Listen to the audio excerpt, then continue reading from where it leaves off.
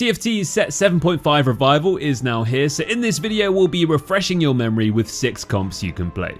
It can be super confusing jumping into a set that is many moons ago, but we've relaunched our set 7.5 team comps page packed with expert videos and in-depth guides to help you get straight into it. You can also follow these comps in-game with our overlay. Now remember guys, it may be set 7.5, but it is coming with a ton of new augments and items, adding a real spin to the stuff you may remember. So let's see how it all plays out. Starting off with the first comp of the day, which is going to be Pool Party Graves. This comp is built around multiple traits, all buffing each other up to make a god squad. The main carry will be Seraphine, which will look to 3-star, and then you'll have a high damage Graves and a tanky Pantheon to keep the team safe. This is a level 7 reroll comp as Seraphine 3 is completely busted, and you'll steamroll the lobby once she is upgraded. For items, she uses a Spear of Shojin for faster casting, a Morello as her spell hits multiple units, and then a Death Cap just for the extra firing power. Graves wants 80 items like a BT to keep him sustained, a Last Whisper for the pen, and an Edge of Night to toggle aggro and keep him safe. Tank items will of course go onto Pantheon, and as he's the solo frontliner you want a Gargoyle Stoneplate, Warmogs, and a Protector's Vow. Try to get those reroll augments like Heroic Grab Bag or Prismatic Ticket so you can get that Seraphine 3 and get to level 8 to get your full board online. Once you are level 8 with a 3-star Seraphine and a 2-star Graves and Pantheon, it's going to be game over for the other tacticians. Okay, then we have our Aqua Mages comp, and as you can tell in the name, this comp is built around mages whilst also playing Lagoon. It's all about activating the Lagoon trait as soon as possible so you can start farming loot and pushing levels to 2-star Soam and fit in 6 Lagoon. In this comp, Soam will be your main mage carry and damage dealer, and they'll be wanting a blue buff for faster casts, a jeweled gauntlet, and a Morello because their ability hits basically everyone. Silas is going to be your main tank, so stick a Warmog, Stoneplate, and a Protector's Vow on him to keep your team safe. For AD components, you can throw these onto Neela, who's an assassin that will jump onto the backline, so items like Edge of Night to drop aggro, BT, and Giant Slayer will cause nightmares for the enemies. If you get a Lagoon opener, then give this one a go because it's a ton of fun watching Soam do insane amounts of damage whilst farming tons of loot throughout the entire game. Now as it's a dragon themed set, it's only right to have a comp filled with them. Our Age of Dragons comp is a fast 9 board that plays around 4 dragons, and if you get this board online with all your units upgraded, you're going to be in for a big chance of winning out. Let's go over the main units then, and Ao Shin will be our main damage dealer in the backline, and you want to gear him up with a Spear of Shojin, Giant Slayer, and an Archangel. For your tank, you can look to itemize Terra, and they'll take a Warmog's Gargoyle Stoneplate with a Spirit Visage for the extra regen. Then you can throw any utility or leftovers onto Shyvana with a Spark and Morellonomicon alongside something like a Jeweled Gauntlet.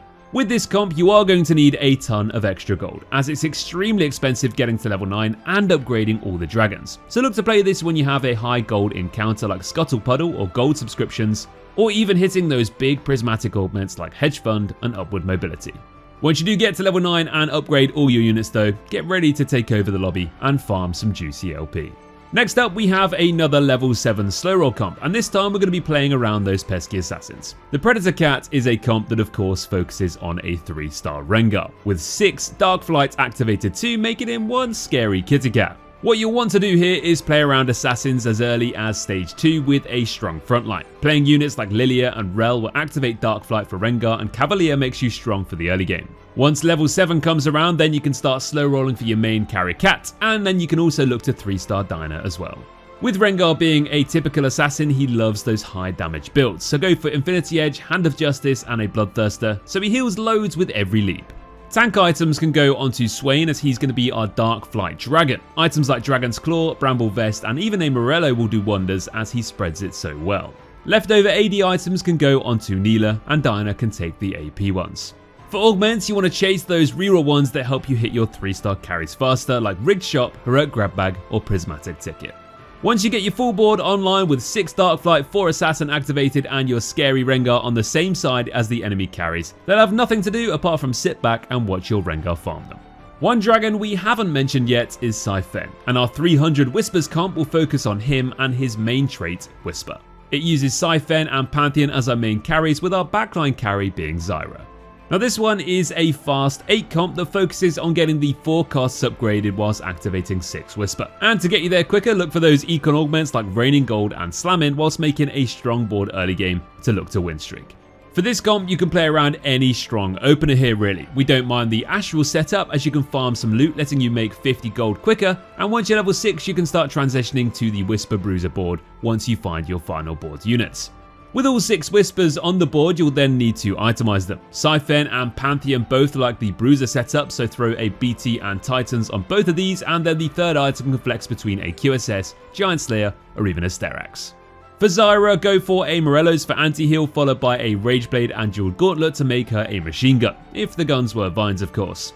And then once you have your main units and 6 Whisper activated, then you should be on track to fight for first place. Finally, we have a comp for those who love kicking back and mashing that reroll button to hit those 3-star carries and farm all that dopamine. Our Kaizak reroll comp focuses on Kai'Sa as the main damage dealer, with Zac being the main tank, whilst also going for a ton of 3-starred units. Kai'Sa is an AP caster with some serious damage, so you want to gear her up first and foremost, and you want a blue buff for faster casting, followed by the classic JG and Striker's Flail crit combo. Any tank items can be slammed onto Zac, and the blob will happily take a Warmog's Gargoyle Stoneplate and a Protector's Vow, or anything you find really. If you manage to 3-star your Jax along the way, you can gear him up with utility items like Sunfire Cape and Ionic Spark just to make the team fights go even smoother. Try to slam your way to an early win streak and get to level 6 with 50 gold as soon as possible so you can then start your slow roll strategy. And then once your board is filled with shiny 3-star units, then it's time to take a break from smashing your reroll button and let your team do the lifting.